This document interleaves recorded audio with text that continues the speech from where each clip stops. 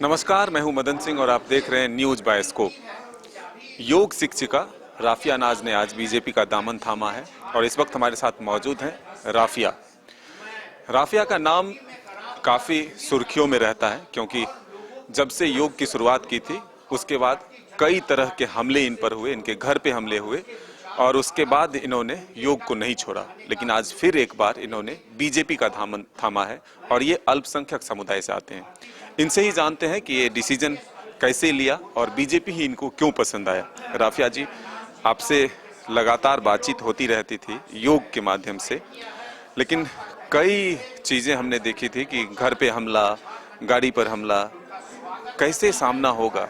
एक तो योग का विरोध, अब बीजेपी में अल्पसंख्यक होते हुए शामिल हुए हैं आप। सर खुदा मेरे साथ है और देश में इतनी ताकत है ना सर, देश प्रेम में, कि जब बॉर्डर पे सिपाही लड़ सकते हैं हमारे दुश्मन से, हमें सुरक्षित रख सकते हैं, तो मैं भारतीय जनता पार्टी में जुड़ करके लोगों की आवाज़ बुलंद क्यों नहीं कर सकती। विरोध होगा, मैं जानती हूँ कुछ लोग करेंगे विरोध, पर क्या फ़र्क पड़ता है सर विरोध करने से। वो विरोध करेंगे, मैं सुनूंगी सर, पर अपना कार्य कभी नहीं छोड़ूंगी, क्योंकि लिए वतन के लिए जीना और वतन के लिए मरना, ये सौभाग्य बहुत कम लोगों को खुदा ने किस्मत में लिख करके भेजा है सर। योग और राजनीति दोनों साथ साथ कैसे चले? सर पहले भी जो कार्य करती थी अभी भी वही कार्य करूंगी। राजनीति की बात नहीं है, ये भारतीय जनता पार्टी एक परिवार मुझे लगता है सर।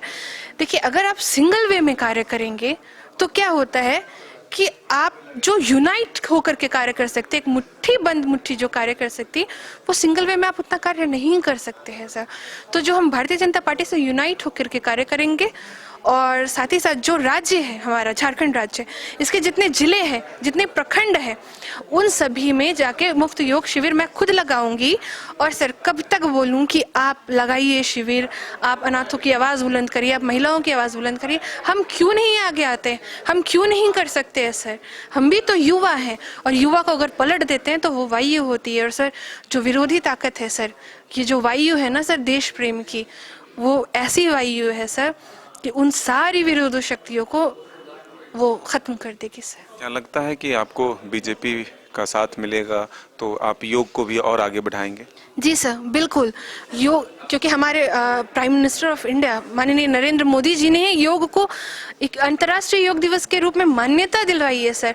तो इससे बड़ा और सौभाग्य क्या हो सकता है सर कि उस पार्टी का हिस्सा बनना, जिस पार्टी ने योग को अलग पहचान दिलाई है। और योग शिक्षिका होने के नाते ये गर्व की बात है कि मैं इस पार्टी से जुड़ी हूँ और इस पार्टी के जरिए मैं अधिकतर काम कर पाऊंगी सर। अल्पसंख्यकों के मन में बीजेपी को लेकर कई सवाल रहते हैं, कैसे आप उनको कन्विंस करके जोड़ेंगे? महिलाओं को किस तरह से इसमें शामिल कराएंगे? सर अल्पसंख्यकों के मन में जो सवाल रहते हैं वो सवाल बहुत सारे रहते हैं सर। सबसे बड़ी बात है सर, जिस तरीके से अल्पसंख्यकों के लिए भारतीय जनता पार्टी ने कार्य किया सर, आप देखे होंगे, मुझे जिस तरीके से सर सुरक्षा मुहैया करवाया सर, जिस तरीके से 1 रुपए में मालिकाना हक महिलाओं को दिलवाया ताकि वो किसी की मोहताज ना रह पाए, जिस तरीके से 3 तलाक से आज़ादी दिलवाया, जिस तरीके से महिलाओं के ऊपर जो अत्याचार हो रहा है उन अत्याचारों को ख़त्म किया सर, इससे बड़ा एग्जाम्पल और क्या हो सकता है। योग ड्रेस, आपको याद होगा कि काफ़ी विवाद हुआ था योग ड्रेस को लेकर के, तो आज उनके जुबान पर तो फिर कुछ आएगा कि वो साबित हुआ कि उस समय वो कह रहे थे कि ये बीजेपी के लिए ही काम करती है। सर अगर देश प्रेम बीजेपी के लिए कार्य करना होता है तो भारत का हर एक आदमी बीजेपी का आदमी है, क्योंकि हर एक व्यक्ति देश प्रेमी है। तो बिल्कुल बेबाक तरीके से जवाब दिया राफिया ने, और जो लोग विरोध करेंगे बीजेपी में इनका शामिल होने का, तो उसका भी वो डटकर मुकाबला करने के लिए तैयार है और योग के साथ साथ राजनीति को भी आगे बढ़ाने के लिए ये कृत संकल्पित है, देश सेवा के लिए तैयार है। तो आने वाला वक्त बताएगा कि राफिया किस तरह से आगे बढ़ती है, देश सेवा कैसे करती है। अपने सहयोगी संजय के साथ मदन सिंह, न्यूज़ बायोस्कोप, रांची।